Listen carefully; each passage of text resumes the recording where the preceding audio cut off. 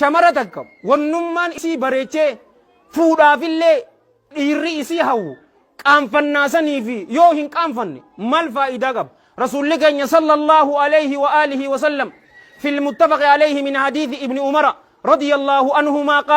قال رسول الله صلى الله عليه وآله وسلم الحياء من الإيمان كان فنان إيمان الراهي رواية براتس متفق عليه من حديث أبي هريرة رضي الله عنه الحياء شعبة من الإيمان كان فنان دميتك تا إيمان الراتات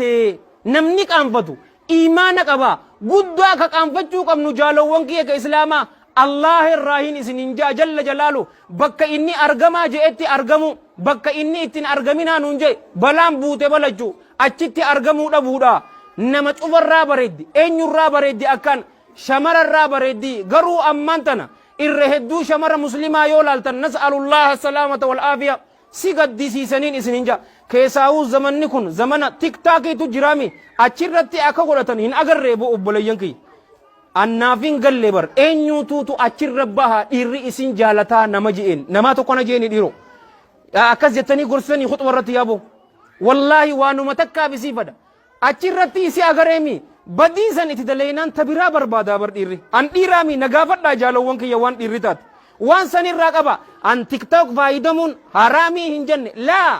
qananiidha abbaa itti beeketti qananiidha Facebook abbaa itti beeketti qananii yoo wallaalte ammoo jaalawwan kiyya dhukkubaan isinin jaa waan khayrii yoo keessa bacaasan addunyaa fi akhiratti itti milkooytanii achirratti intalti qullaa baatee akka feete taatu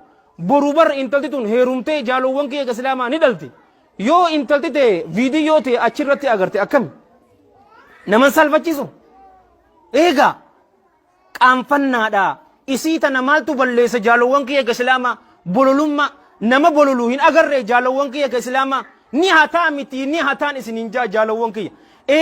xiqqaataa namaa tahuu isaa agarte bololin saabarta na cufaatu attention seeker ja'anii ni bara beekamuu barbaaduu karaa hin jirreen garuu warraaddaa gadi jaleetuutu nama akkasii fadha malee namni rabbi sodaatu shamara tiktok irratti waa hin barbaadatu facebook irrattis waan barbaadatu jaalawwan kiyya islaamaa khalli baalak maal taatan boo walitti dhugaa jirtu san walitti haayimnu